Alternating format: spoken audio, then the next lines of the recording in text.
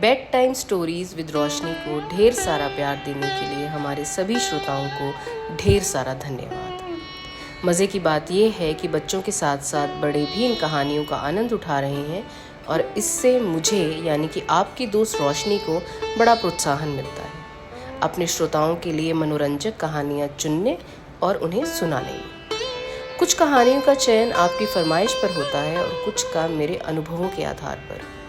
ऐसा ही कुछ हुआ हमारी आज की कहानी को लेकर। कुछ रोज़ पहले हमने एक अद्भुत नृत्य नाटिका देखी, कथक और छौ नृत्य शैली में। इसी का हिस्सा थी कुछ मन को छू लेने वाली कृष्ण बाल लीलाएं, जिनको देखकर दर्शकों का मन आनंद विभोर हो गया। तभी मैंने सोचा कि क्यों ना इसी में से कोई लीला मैं अपने श्रोताओं के लिए भी लेकर आऊं। श्री कृष्ण की बाल लीलाएं भारतीय पौराणिक कथाओं में अत्यंत प्रसिद्ध हैं और इनका लेख भागवत गीता में दर्ज है। ये तो कोई बताने वाली बात नहीं हुई, लेकिन बताने वाली बात ये है कि कृष्ण लीलाएं सभी का मन मोह लेती हैं। नटखट स्वभाव के चलते यशोदा माँ के पास उनकी रोज़ शिकायत आती थी। माँ उन्हें कहती, प्रतिदिन तुम माखन चुरा के खाया करते हो, तो वे तुरंत मुंह खोलकर माँ को दिखा दिया करते थे कि मैंने माखन नहीं खाया। और इन सब का वर्णन सूरदास जी ने जितनी सुंदरता से किया है वो तो किसी भी बात का मोहताज नहीं। कृष्ण इस पद में कहते हैं, मैया मैंने माखन नहीं खाया, ये माखन जो तू मेरे मुंह पर देख रही है, मैं माखन तो मेरे दोस्तों ने मेरे मुंह पर लगा दिया है। मैं माखन कैसे खाऊंगा, मैं तो नन्हा सा छोटा सा बालक हूँ। मैया मोरी मैं नहीं माखन खाई। इन पंक्तियों का मधुर स्वर आपके कानों में अनायास ही गूंज उठता है जब आप श्री कृष्ण का नाम लेते हैं, अनूप जलोटा जी की आवाज़ में। जब मोहल्ले के मंदिर में ऐसे भजन सुबह सवेरे बजते थे तो स्कूल के लिए तैयार होते हुए हमारा भी प्रभु स्मरण हो जाता था। तो श्रोताओं, इस प्रस्तुति के दौरान ही चयन हो गया था हमारी आज की बेड टाइम स्टोरी का।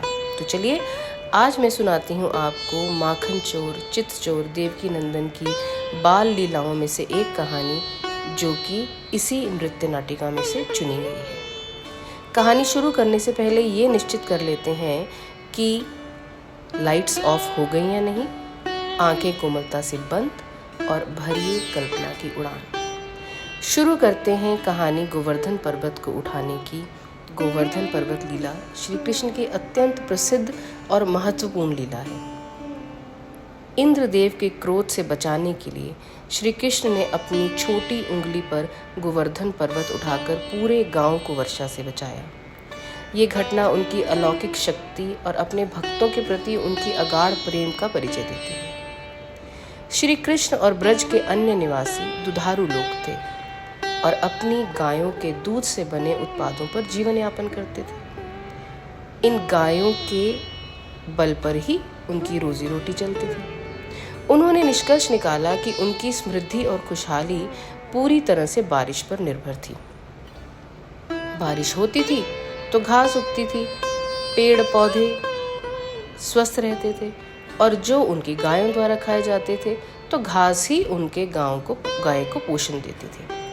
परिणाम स्वरूप वर्षों से ब्रज के लोगों ने वर्षा देवता इंद्र का सम्मान करने की परंपरा बना ली। गोप और ग्वाले प्रति वर्ष इंद्रदेव की पूजा और यज्ञ किया करते थे ताकि इंद्रदेव प्रसन्न होकर उन्हें अच्छी वर्षा प्रदान करें और उनकी फसल अच्छी हो। 6 साल तक श्री कृष्ण ने ग्वालों को इंद्र के सम्मान में बलिदान करते देखा। जब वे 7 साल के हुए तो उन्होंने तय किया कि वो इस परंपरा के बारे में सवाल उठाएंगे। श्री कृष्ण ने ग्वालों से पूछा कि वो ऐसा क्यों करते हैं।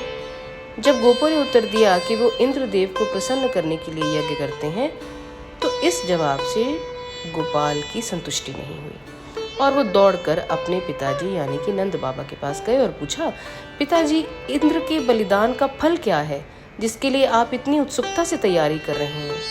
क्या ये सब किसी तरह के सांसारिक लाभ के लिए है?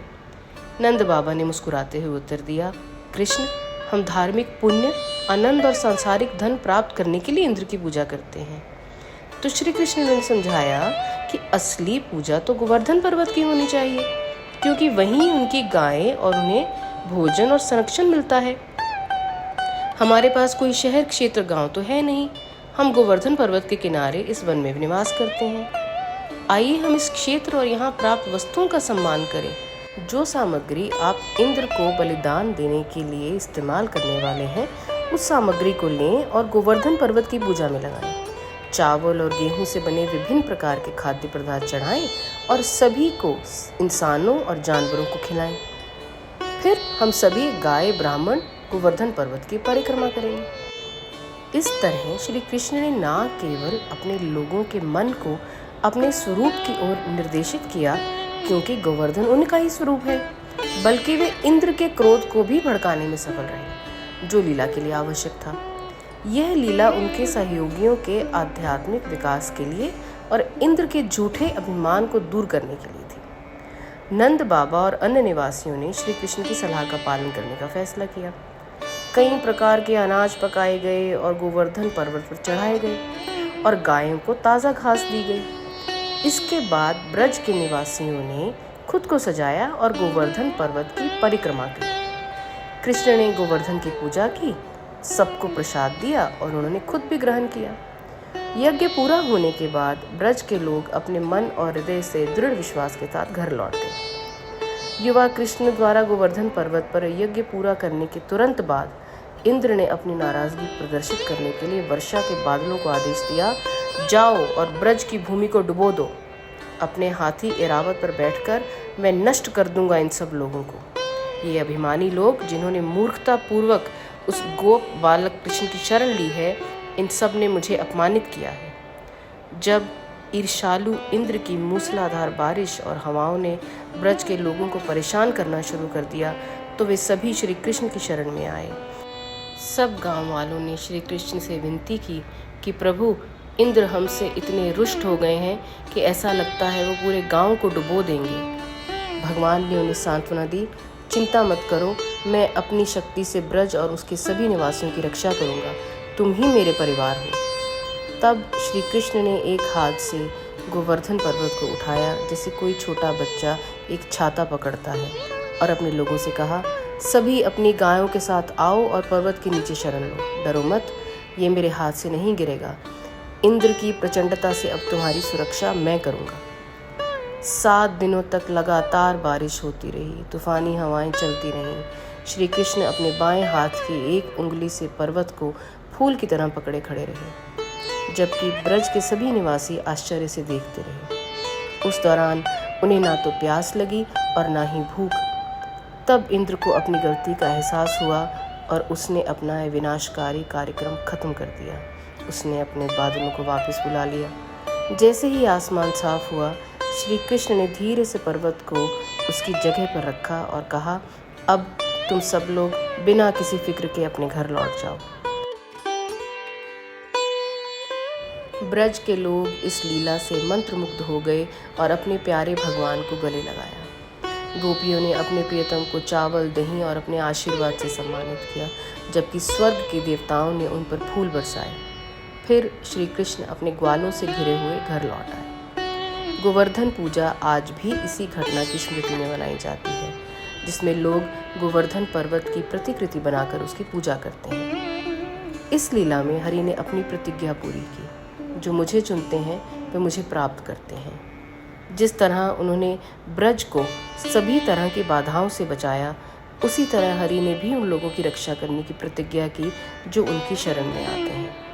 जिसे श्री कृष्ण थाम लेते हैं वो कभी नहीं गिरता। वे अपने अनुयायियों को आश्वस्त करते हैं, मैं अपने भक्तों की रक्षा करता हूँ और उन्हें कभी नहीं छोड़ता। आपकी आस्था आपका साथ देती है और आपको डगमगाने नहीं देती। ये कहानी तो श्री कृष्ण के बारे में थी, लेकिन आपका विश्वास किसी पर भी हो, जीवन की ऊंच नीच में हमारा संतुलन बनाए रखता है। अब चूंकि हो गया है सोने का समय, तो आज का एपिसोड हम यहीं पर समाप्त करते हैं। लेकिन अगर आप इस विषय से संबंधित और बातचीत सुनना चाहते हैं, तो बातचीत विद रोशनी प्लेलिस्ट में 5th एपिसोड इसी सब्जेक्ट पर आधारित है। सब्सक्राइब कर लीजिए जल्दी से, और ऐसे अर्थपूर्ण और भावुक बातचीत को सुनने के लिए सोने से पहले। चलिए, शब्बा खैर, शुभ रात्रि और गुड नाइट हमारे सभी सुनने वालों को। मिलेंगे जल्दी ही दोबारा।